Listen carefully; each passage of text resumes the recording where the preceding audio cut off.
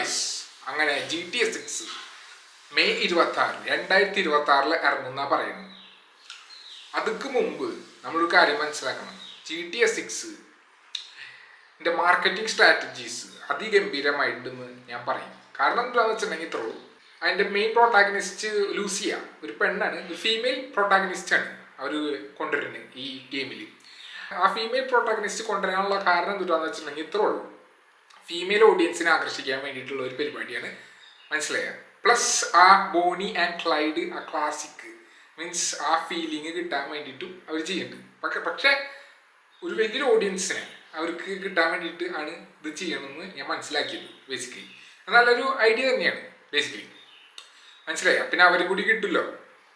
പിന്നെ നമുക്കറിയാം, പിന്നെ sex, crime, violence, party culture അതൊക്കെ ഇല്ലേ, അതൊക്കെ ഇപ്പോഴും വിറ്റ് പോകുന്ന എല്ലാവർക്കും അറിയാം. അത് മീൻസ് അത് ടൈംലെസ് ആണ് വെച്ചിട്ടുണ്ടെങ്കിൽ അത് എപ്പോഴും വിറ്റ് പോകും, എല്ലാ കാലത്തും വിറ്റ് പോകും. മീൻസ് എപ്പോഴും വിറ്റ് പോകുന്ന ഒരു സാധനമാണ് ബേസിക്കലി. അതുകൊണ്ട് അത് അവർ നമുക്കറിയാലോ, റോക്ക് സ്റ്റാർസ് അത് എന്തായാലും ഉൾപ്പെടുത്തും.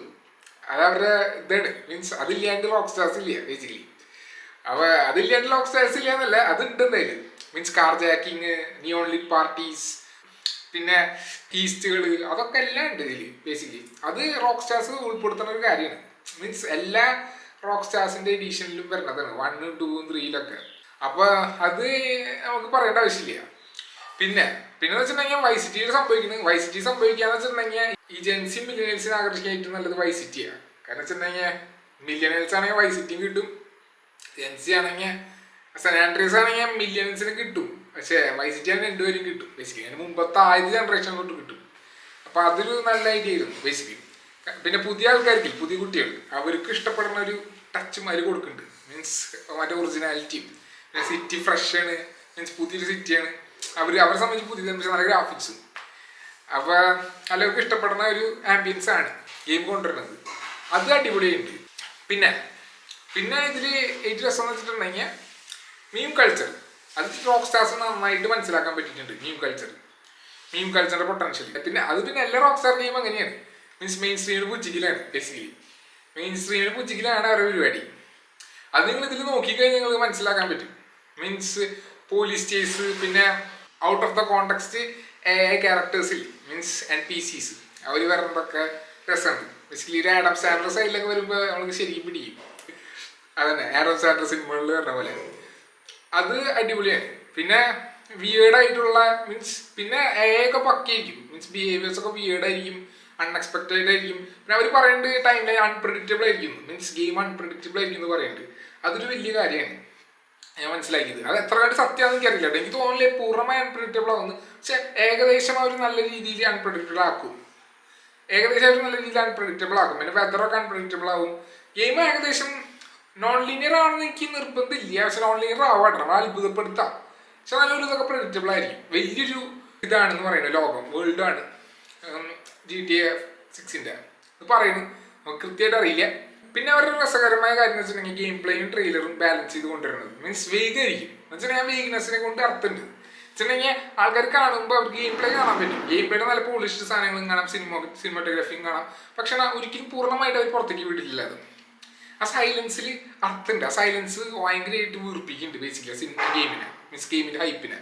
അപ്പോൾ ആൾക്കാർ കണ്ടമാനം ചിന്തിച്ച് കൂട്ടും. എല്ലാവരും കൂടി ട്വിറ്ററിലും മീൻസ് യൂട്യൂബിലൊക്കെ അടിക്കും, ഇതെന്താ സംഭവം ഇതൊക്കെ ഉണ്ടാവും നമ്മൾ പ്രതീക്ഷിക്കും. ഈ പ്രതീക്ഷയാണ് ഇമ്പോർട്ടൻസ്. അത് നമ്മൾ കാശാക്കാം.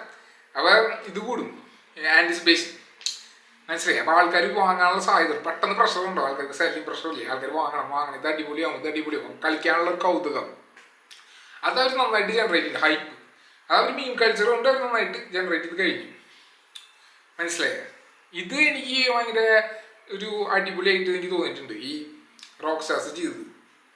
ബാക്കിയുള്ളതൊക്കെ അടിപൊളി തന്നെയാണ് എല്ലാം ചെയ്തത്. പിന്നെ പണ്ടത്തെ പോലെ സൗകര്യങ്ങളൊക്കെ ഉണ്ടെന്ന് ഞാൻ പ്രതീക്ഷിക്കുന്നത്. അതായത് ട്രെയിലറിൽ കണ്ട പോലെ മീൻസ് ആ ട്രെയിലറിൽ പല കാര്യങ്ങളും നടക്കുന്നുണ്ടല്ലോ. ഈ GTA San Andreasന്റെ പോലത്തെ ക്വാളിറ്റീസുകൾ നമ്മൾ പ്രതീക്ഷിക്കുന്നുണ്ട്. മീൻസ് അതിനനുസരിച്ചുള്ള ഫീച്ചേഴ്സ് ഗെയിമിൽ പ്രതീക്ഷിക്കുന്നുണ്ട്.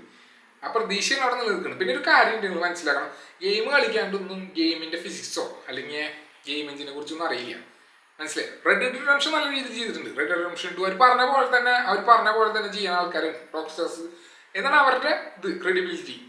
Means rock stars red dead redemption 2 നല്ല ഭംഗിയായിട്ട് അവർ അവതരിപ്പിച്ചിട്ടുണ്ടെന്ന് ഒരു തർക്കമില്ല.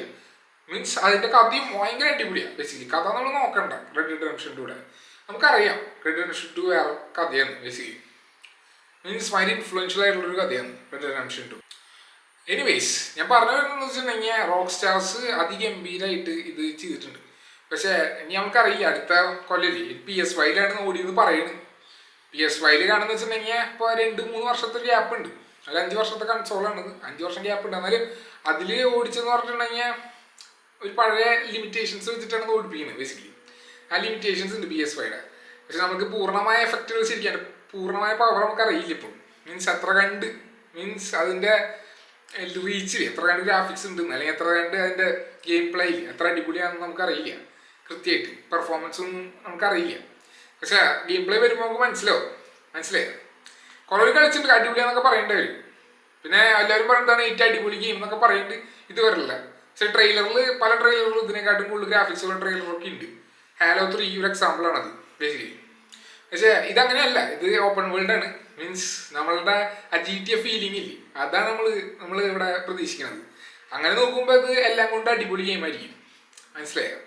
എനിവേസ് നിങ്ങൾക്ക് ഈ വീഡിയോ ഇഷ്ടമായിട്ടുണ്ടെങ്കിൽ നിങ്ങൾക്ക് സബ്സ്ക്രൈബ് ചെയ്യാം, ലൈക്ക് അടിക്കാം, കമൻറ്റ് അടിക്കാം. ആൻഡ് അടുത്ത വീഡിയോ വരണവരെ thank you. Have a nice day.